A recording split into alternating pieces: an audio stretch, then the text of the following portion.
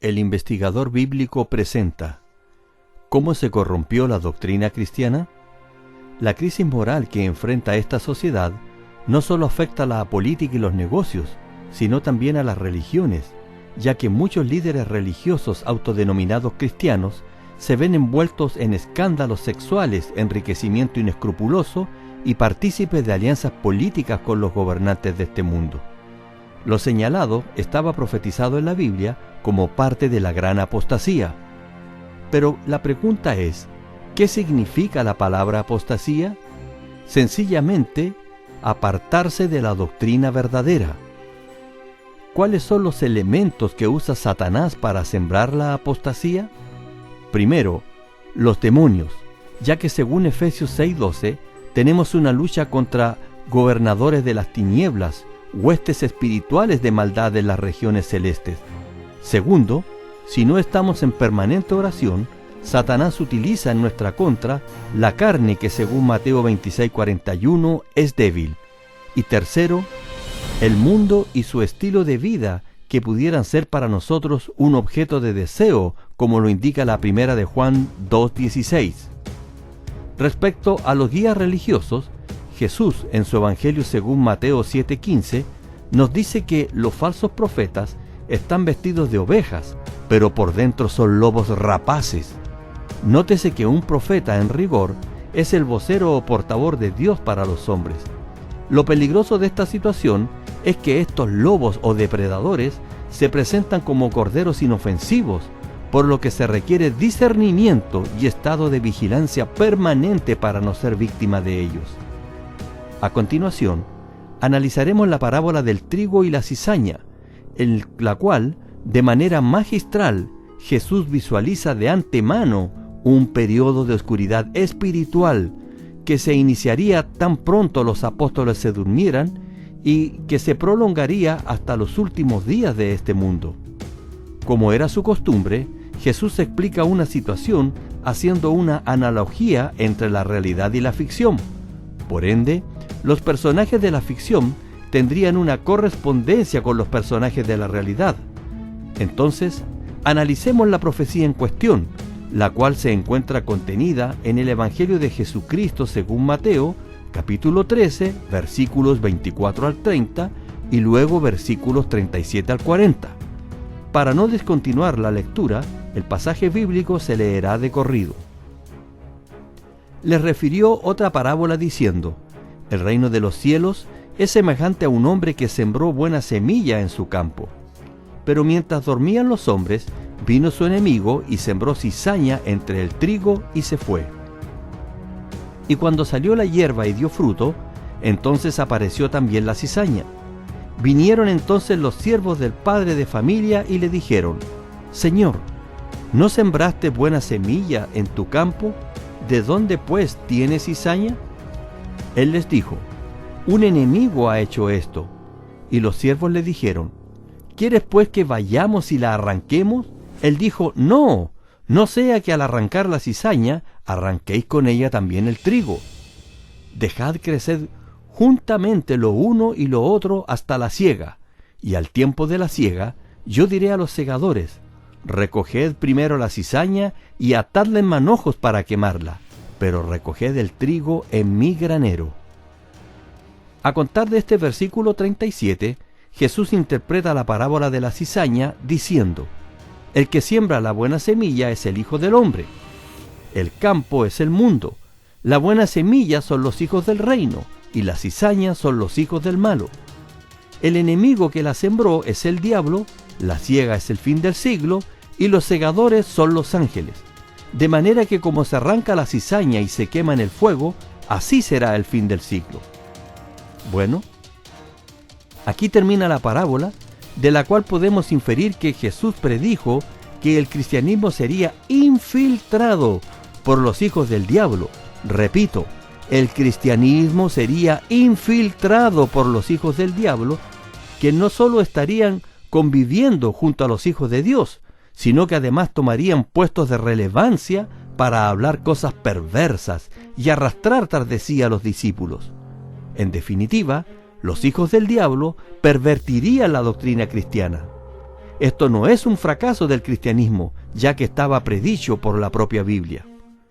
Pero Jesús no fue el único que profetizó tiempos de apostasía al interior del cristianismo. La segunda carta de Pablo a los Tesalonicenses, capítulo 2, versículo 3, señala que el fin no vendrá sin que antes llegue la apostasía. En efecto, este versículo bíblico nos dice: nadie os engañe en ninguna manera, porque no vendrá sin que antes venga la apostasía y se manifieste el hombre del pecado, el hijo de perdición. Note usted que el apartarse de la fe o apostasía se relaciona en este pasaje con el hombre de pecado, el hijo de perdición.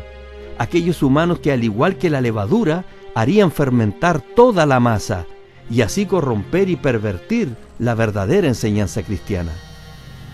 Flavio Valerio Aurelio Constantino, nacido aproximadamente en el año 272 después de Cristo, fue el emperador romano entre el año 306 al 337. Promulgó en el año 313 el Edicto de Milán, que despenalizaba la práctica del cristianismo, después que fuese perseguida atrozmente por el imperio, dejando atrás a muchos mártires que fueron asesinados por causa de su fe. Cuando el diablo no puede destruir frontalmente, lo hace de forma lateral.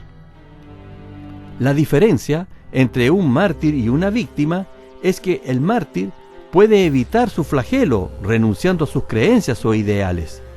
Ya que Satanás no pudo destruir la fe de los cristianos asesinándolos frontalmente en el Coliseo romano y con toda forma de persecución, se situó al costado de ellos y les ofreció amistad, seduciéndolos con una amplia aceptación por parte de una sociedad que en el pasado los despreciaba, y con la inclusión a los beneficios que entregaba el Estado romano, especialmente a los obispos cristianos, quienes fueron tratados como verdaderas autoridades y ensalzados a lugares de prominencia mundana. Sí, el instrumento en manos de Satanás fue el emperador Constantino, que en pro de los intereses del Estado no solo acepta a los cristianos, sino que se inmiscuye en los asuntos de naturaleza doctrinal. Aproximadamente entre el 20 de mayo al 25 de julio del año 325, Constantino convoca el primer concilio en la ciudad de Nicea, lo que actualmente es la ciudad de Anatolia, Turquía. Todo ello con el fin de adoptar una doctrina oficial respecto a algunas controversias doctrinales de la iglesia primitiva y de neutralizar algunas doctrinas del arrianismo lideradas precisamente por el presbítero Arrio. Ataviado con oro y finas telas, Constantino inaugura el primer concilio con un discurso que hace sentir el peso del Estado. ¡Qué terrible! Los obispos cristianos dejándose dominar por un emperador pagano que ni siquiera estaba bautizado, ya que lo hizo más de una década después en su lecho de muerte. Ese fue el punto de inflexión donde apareció la cizaña entre el trigo verdadero. En ese momento se iniciaba la gran prostitución espiritual. Después de ese concilio, Arrio partió al exilio. En el año 380, con el edicto de Tesalónica, Teodosio convertiría al cristianismo en la religión del Estado. Jesús dijo en Lucas 20:25, «Dad a César lo que es de César y a Dios lo que es de Dios». Pero los obispos prostituidos olvidaron sus palabras y prefirieron dar a César las cosas de Dios. De esta forma los perseguidos se transformaban en perseguidores y de la mano del Estado la Iglesia comienza la acechanza de los paganos, quemando sus templos y persiguiendo a sus sacerdotes. Pero eso no es todo. Las bases teológicas que se impusieron en el Concilio de Nicea nos afectan a todos hasta el día de hoy. Lo más grave es que estas doctrinas manipuladas por Constantino están impregnadas de la filosofía griega y adaptaciones de creencias paganas, egipcias, babilónicas y romanas, que con el tiempo fueron agregando nuevas incorporaciones que se adaptaban a las creencias preexistentes de los nuevos convertidos, desarrollándose de esta manera el sincretismo, que consiste en armonizar creencias opuestas. Es muy probable que usted esté convencido de que sus creencias religiosas están basadas en un 100% en la Biblia, y aunque le parezca grave lo que digo, como un pequeño botón de muestra, le señalo por ejemplo que la palabra infierno no está absolutamente en ningún lugar de las Sagradas Escrituras. La Biblia se escribió en hebreo, arameo y griego. La palabra infernus es una palabra latina y ha sido empleada para sustituir a las palabras originales, a saber Sheol, Hades o Gehenna, las cuales tienen distintas connotaciones entre sí. Gehenna, por ejemplo, era un basural en el valle de Geinón, a las afueras del muro de Jerusalén, que se mantenía encendido permanentemente con fuego, el cual fue usado por Jesús como símbolo de destrucción. Sin embargo, lo traducen como infierno, sin que la gente sepa su verdadera etimología. Como veremos más adelante, los líderes religiosos buscan subyugar a la gente por medio de temor insano. Cristo dijo en Juan 18:36 que su reino no era parte de este mundo, pero los apóstatas se prostituyeron con el Estado y comenzaron a reinar junto a él. Aunque la etimología de la palabra persa alfil es elefante, esta pieza fue incluida en el tablero de ajedrez occidental para representar a los obispos dentro de la corte real, por su similitud con la mitra pagana, que por cierto, también es persa. Lo curioso es que los obispos occidentales hasta el día de hoy siempre han formado parte del séquito político. En la misma línea del adulterio espiritual con el Estado, el Apocalipsis 17:1 y 2 muestra a Babilonia la Grande, la ramera religiosa, como la que fornica con los reyes de la tierra. El Apocalipsis 17:4 presenta a esta ramera religiosa vestida de púrpura y escarlata y adornada de oro, de piedras preciosas y de perlas, y en su mano un cáliz de oro lleno de abominaciones y de la inmundicia de su fornicación. Sin duda que esta ramera ha acumulado muchas riquezas con el transcurso de los siglos. El Apocalipsis 17:5 identifica a esta mujer como Babilonia la Grande, la madre de las rameras. ¿Se da cuenta? El Apocalipsis llama a Babilonia la Grande la madre de las rameras, lo cual quiere decir que tiene hijas, o sea, rameras menores, que en ese sentido también fornican con los reyes de la tierra. Aunque no son la religión del Estado, muchas religiones menores también participan del séquito o de la corte política en actos y ceremonias. Les proporcionan capellanes, les ofrecen servicios religiosos, homilías, oran por los políticos que en gran número son corruptos, se inmiscuyen en asuntos políticos y hasta en algunos casos sus líderes buscan alcanzar escaños en los parlamentos, que son cosas de César y no de Dios. Por eso mismo, Apocalipsis 18:4 dice: «Salid de ella, pueblo mío, para que no seáis partícipes de sus pecados, ni recibáis parte de sus plagas».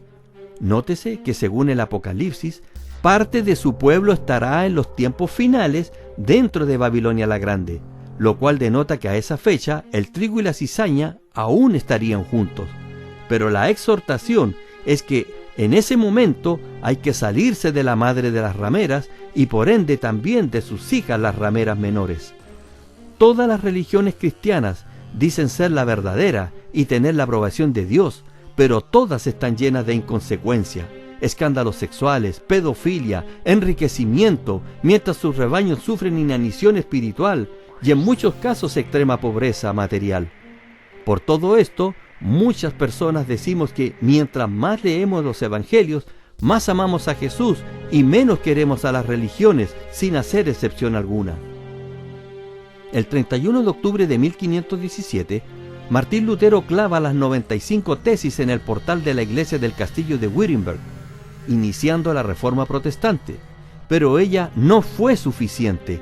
El cristianismo primitivo no fue restaurado, dando origen más bien a una serie de muchas nuevas religiones denominadas cristianas, las que se presentaban puntos de vista distintos entre sí. Antes de la Reforma, las cruzadas efectuadas entre los años 1096 y 1291 habían sido un baño de sangre llevado a tierras santas en nombre del cristianismo. Después de la Reforma, la Guerra de los 30 años, ocurrida entre 1618 a 1648, fue un nuevo baño de sangre, originado en Europa entre estados partidarios de la Reforma y de la Contrarreforma. Si usted investiga este pasaje oscuro de la historia, verá cómo los partidarios de la Reforma y los partidarios de la Contrarreforma buscaron ayuda política para sostener sus posturas. El resultado: violencia y muerte en el nombre de Cristo. Nuevamente, la Biblia no se había equivocado al predecir que entre los verdaderos cristianos habría lobos rapaces liderando la apostasía, que indefectiblemente debería extenderse hasta los tiempos finales. Durante el siglo XIX, especialmente en Estados Unidos, surgió una oleada de nuevas religiones autodenominadas cristianas que se publicitaban como el reemplazo de las desgastadas religiones surgidas en la Reforma protestante.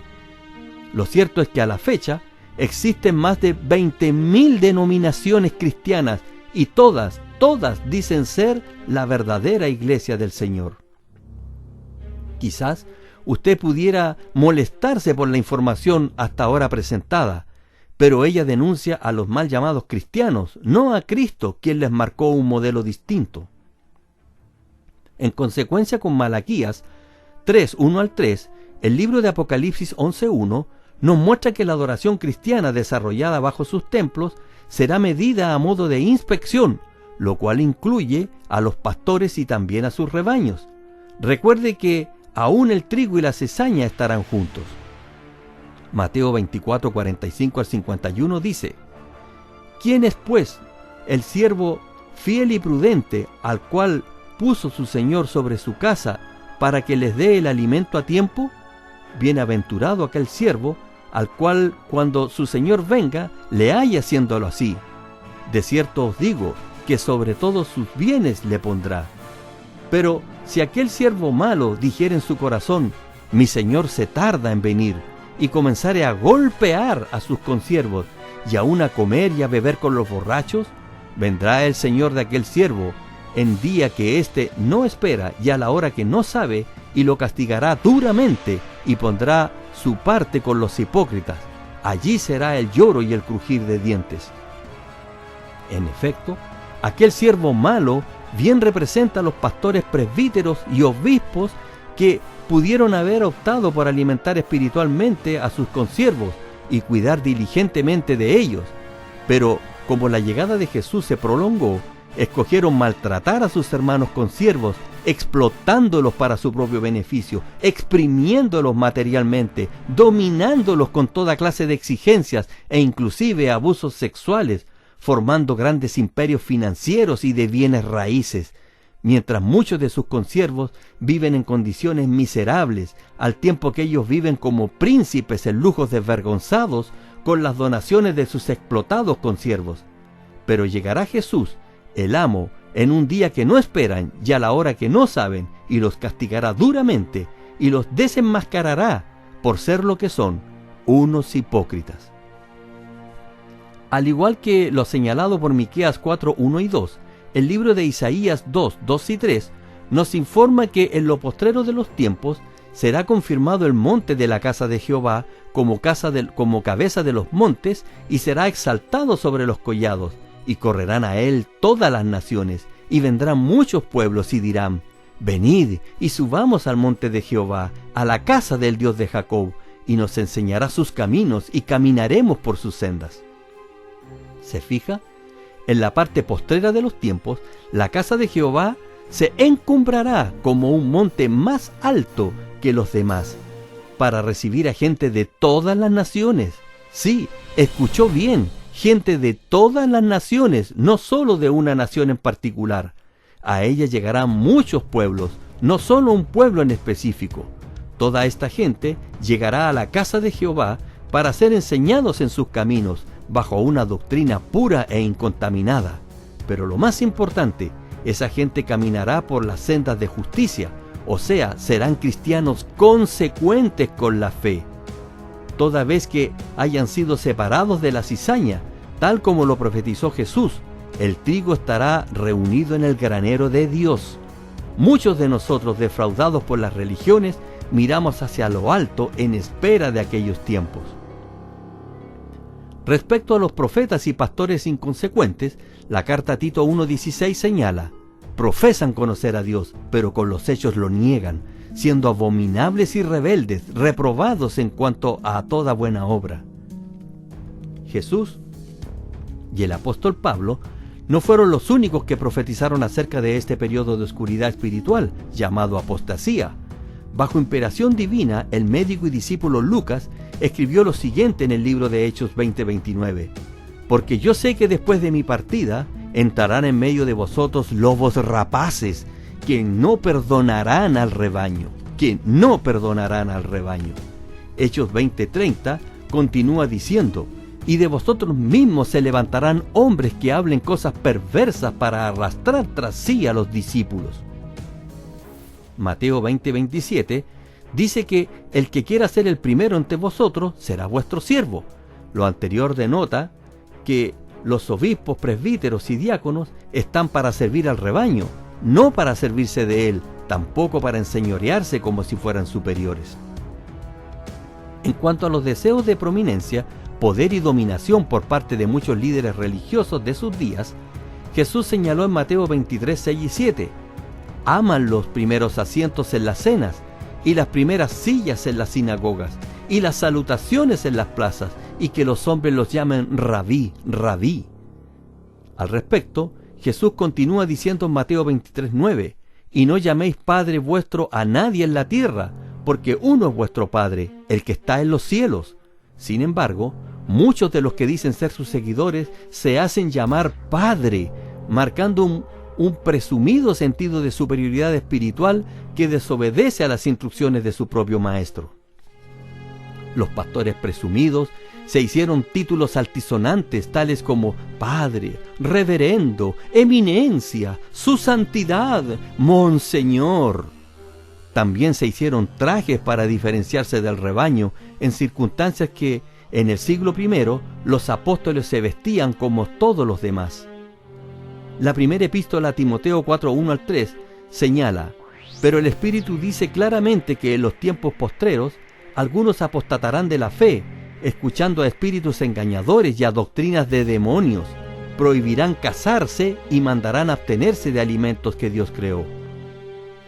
Esta profecía se cumplió cuando los apóstatas impusieron el celibato a sus sacerdotes y les prohibieron casarse, así como abstenerse de comer carne durante la llamada Semana Santa, por ejemplo. La primera carta a Timoteo 3:2 y 4 señala que el obispo debe ser marido de una sola mujer, que gobierne bien a su casa y tenga a sus hijos en sujeción. Por tanto, los obispos pueden tener esposa e hijos, pero los siervos romanos del emperador Constantino les prohíben casarse y formar familia, desestimando el consejo de la Biblia.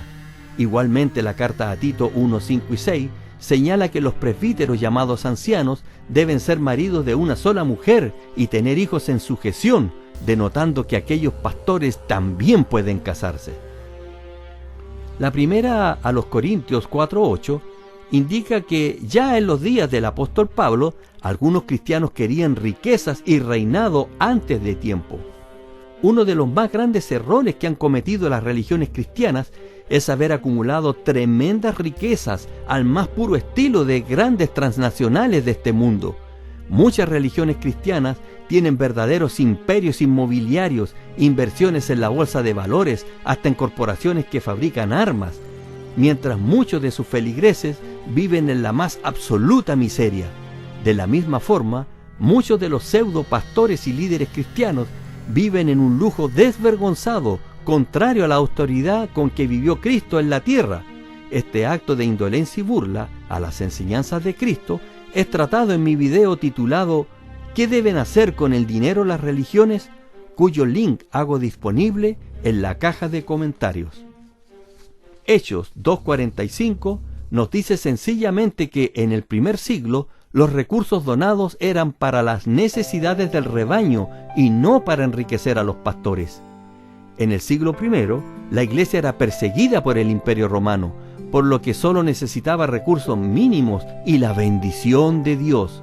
No había oportunidad para construir templos o lugares donde reunirse.